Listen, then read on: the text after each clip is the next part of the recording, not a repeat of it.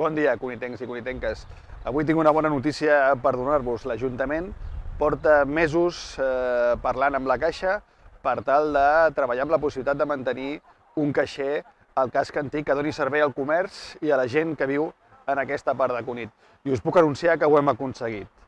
Hem aconseguit que la Caixa mantingui temporalment un caixer al centre i també estem treballant perquè en un espai municipal del casc antic puguem tenir un servei de caixers automàtics que doni servei al comerç i a tota la gent que viu al nucli antic.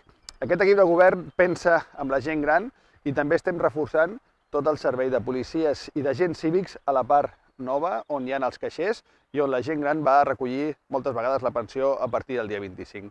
Estem actuant de manera global perquè la gent gran se senti acompanyada i perquè al casc antic tinguem un servei de caixer automàtic que doni servei a tota la gent de Cunit. Moltes gràcies i seguim.